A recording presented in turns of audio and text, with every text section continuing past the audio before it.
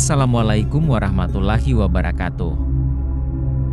Sebelum menonton video ini, marilah kita semua panjatkan puja dan puji syukur kehadirat Allah Subhanahu wa Ta'ala yang telah melimpahkan rahmat-Nya kepada kita semua dengan nikmat kesehatan yang masih diberikannya. Tak lupa pula salawat dan salam semoga tercurahkan kepada junjungan kita Nabi Muhammad Shallallahu Alaihi Wasallam. Sahabat spiritual yang dirahmati Allah, kehidupan di dunia ini hanyalah sementara. Ibarat sebuah perjalanan, sekedar singgah sebentar untuk minum, dan segera berkemas lagi untuk melanjutkan perjalanan.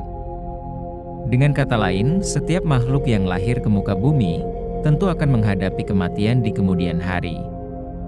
Inilah mengapa, kematian adalah bagian dari kehidupan. Di dalam agama Islam sendiri pun ditegaskan bahwa, hidup di dunia hanyalah sementara. Allah Subhanahu wa Ta'ala berfirman dalam surah Al-Munafikun ayat 11 yang artinya, dan Allah sekali-kali tidak akan menangguhkan kematian seseorang apabila telah datang waktu kematiannya. Dan Allah Maha mengenal apa yang kamu kerjakan. Kematian dan kehidupan adalah suatu penciptaan yang harus diterima dengan ikhlas, sebagai landasan ketakwaan seorang hamba dalam hal beriman. Namun sayangnya, kematian merupakan salah satu rahasia Allah Subhanahu wa Ta'ala yang tidak seorang pun tahu kapan datangnya. Meski begitu, beberapa ayat Al-Quran menjelaskan banyak hal tentang kematian dan seharusnya dapat menjadi pelajaran bagi kita semua. Allah Subhanahu wa Ta'ala berfirman dalam surah Al-Imran ayat 145 yang artinya, sesuatu yang bernyawa tidak akan mati, melainkan dengan izin Allah, sebagai ketetapan yang telah ditentukan waktunya. Barang siapa menghendaki pahala dunia, niscaya kami berikan kepadanya pahala dunia itu.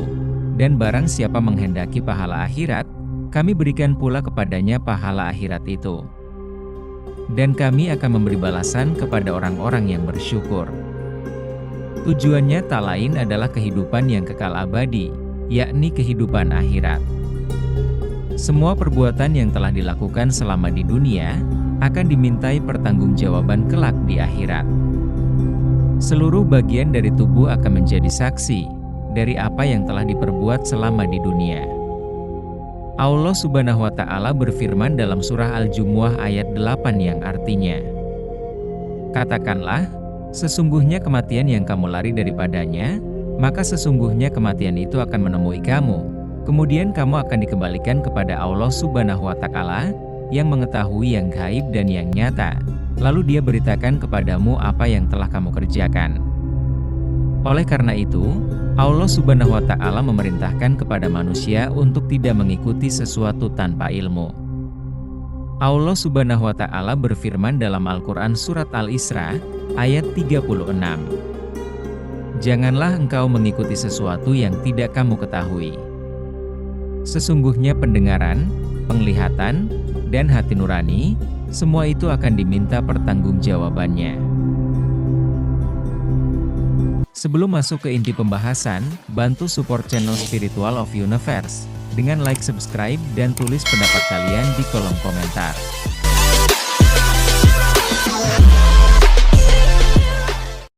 Bismillah, marilah kita bersama-sama menjelajahi petunjuk yang agung ini.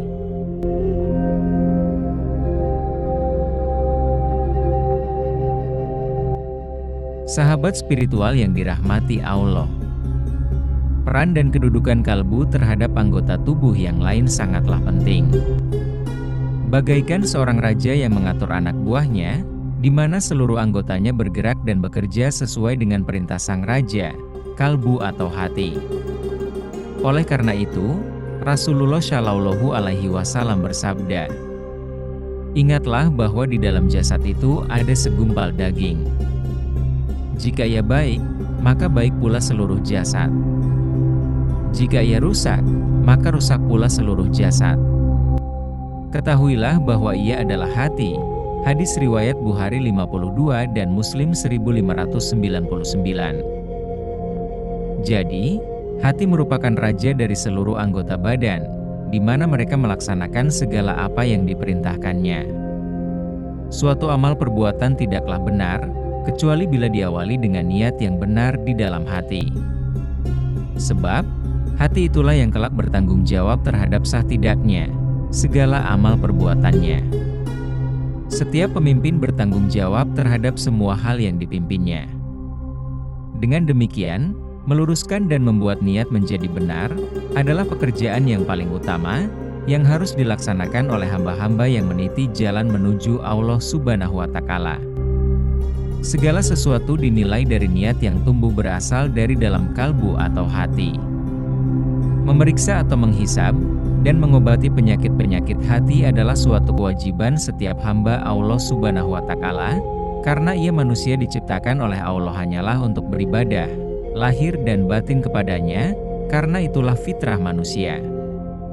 Sebagaimana firman Allah Subhanahu wa Ta'ala dalam Al-Quran Surat Az-Zariyat ayat 56. Tidaklah aku menciptakan jin dan manusia kecuali untuk beribadah kepadaku. Hati itu sendiri terdiri dari 3 macam kondisi. Akibatnya pun tentu berbeda-beda. Tentu saja setiap orang menginginkan hati yang sehat, bukan sebaliknya hati yang mati atau hati yang penuh dengan penyakit. Dengan demikian, hati dibagi menjadi 3. 1. Hati yang selamat, sehat atau kalbun salim. 2. Hati yang mati atau kalbun mayit. 3. Hati yang mengandung penyakit-penyakit, sakit atau kalbun marid. Adapun penjelasan dari ketiga pembagian hati tersebut adalah: hati yang selamat adalah hati yang hanya dengannya manusia bisa datang dan berjumpa Allah Subhanahu wa Ta'ala dengan selamat di hari kiamat nanti, yaitu pada hari di mana harta dan anak-anak tidak bermanfaat lagi, kecuali manusia yang datang kepada Allah Subhanahu wa Ta'ala dengan hati yang selamat. Seperti apa yang difirmankannya dalam Al-Quran Surat Asy-Syura ayat 88 sampai dengan 89, yaitu pada hari ketika tidak berguna lagi harta dan anak-anak, kecuali orang yang menghadap Allah dengan hati yang bersih. Hati yang selamat ini adalah hati yang selamat dari setiap hawa, keinginan maupun kehendak yang menyalahi kehendak atau perintah Allah Subhanahu wa Ta'ala. Selamat dari setiap syubhat dan kesalahpahaman yang bertentangan dengan kebaikan atau kebenaran. Sehingga hati yang seperti ini juga akan selamat dari penghambaan kepada selain Allah Subhanahu wa Ta'ala, dan terlepas dari perbuatan yang menjadikan hakim selain Rasulullah Shallallahu Alaihi Wasallam, sehingga akhirnya membuahkan keikhlasan dalam setiap perilaku, yang meskipun sesungguhnya merupakan rangkaian ibadahnya semata-mata hanya kepada Allah Subhanahu wa Ta'ala. Semua dilakukan secara penuh dengan segenap mahabbah, tunduk, pasrah dan tawakal, taubat, takut serta penuh harap hanya kepada Allah Subhanahu wa Ta'ala. Bila ia mencintai sesuatu, maka ia mencintainya hanya karena Allah Subhanahu wa Ta'ala. Dan bila ia membenci sesuatu, maka ia pun membencinya hanya karena Allah Subhanahu wa Ta'ala jua. Bila ia memberi, hanyalah karena Allah Subhanahu wa Ta'ala, dan bila ia melarang ataupun mencegah sesuatu, itu pun hanya karena Allah Subhanahu wa Ta'ala. Bahkan tidak hanya sampai di situ, ia pun terlepas dari segala ketundukan dan penghakiman kepada setiap hal yang bertentangan dengan ajaran Rasulullah Shallallahu Alaihi Wasallam. Hatinya terikat sangat kuat kepada ajaran ataupun contoh Rasulullah Shallallahu Alaihi Wasallam, baik dalam setiap ucapan maupun perbuatan. Allah Subhanahu wa Ta'ala berfirman dalam Al-Quran Surat Al-Hujurat ayat 1. Wahai orang-orang yang beriman, janganlah mendahului Allah dan Rasul-Nya, dan bertakwalah kepada Allah. Sesungguhnya Allah Maha mendengar lagi Maha mengetahui. Hati yang mati adalah hati yang tidak mengenal Allah Subhanahu wa Ta'ala, tidak beribadah kepadanya, dengan tidak menjalankan perintah dan hal apapun yang diridhnya. Hati yang seperti ini selalu berada dan berjalan bersama hawa nafsu, keinginan atau kehendaknya, walaupun itu dibenci dan dimurkai Allah Subhanahu wa Ta'ala. Ia tidak peduli apakah Allah Subhanahu wa Ta'ala ridho kepadanya ataukah tidak.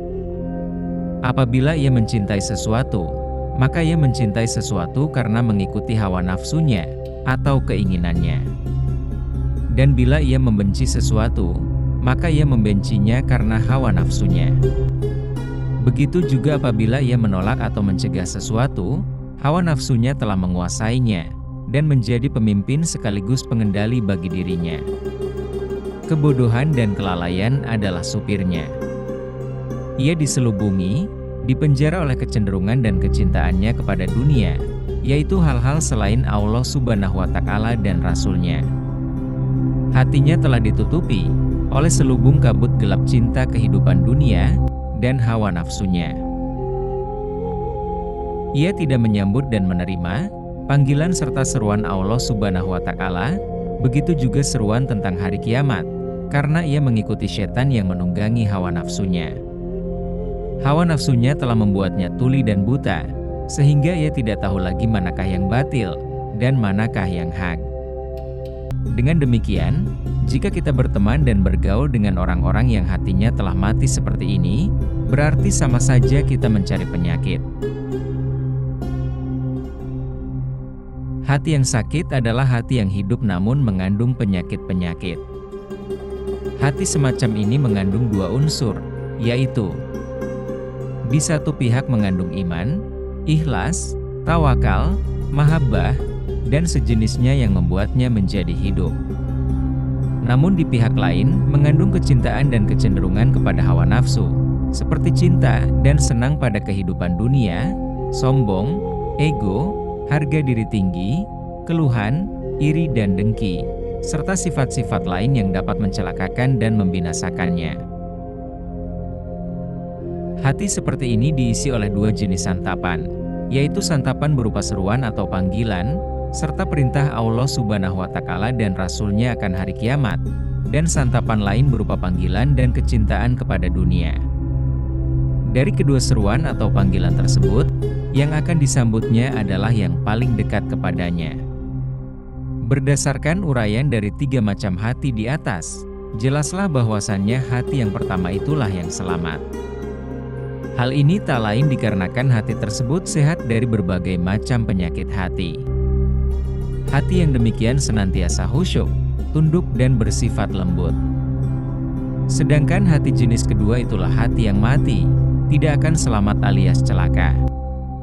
Hati jenis ketiga yaitu hati yang sakit karena mengandung penyakit. Ada dua kemungkinan, bisa kembali dengan selamat atau sehat atau sebaliknya, akan celaka mati. Tergantung kemampuannya membersihkan diri dari segala macam penyakit hati. Semoga Allah Subhanahu wa Ta'ala selalu membimbing kita untuk menjadi pribadi yang bersih hatinya, senantiasa tunduk dan patuh pada seruannya. Sehingga kita akan selamat dalam mengarungi kehidupan di dunia dan menggapai kebahagiaan abadi kelak di akhirat. Amin ya Rabbal Alamin. Wallahu a'lam bishawab. Semoga video ini dapat bermanfaat untuk kita semua. Jika ada yang baik itu datang dari Allah Subhanahu wa Ta'ala, dan jika ada yang buruk itu datang dari diri saya pribadi. Mohon maaf atas khilafan tutur kata dan perbuatan. Semoga Allah membimbing kita semua ke jalan yang benar. Wabillahi taufik wal hidayah. Wassalamualaikum warahmatullahi wabarakatuh.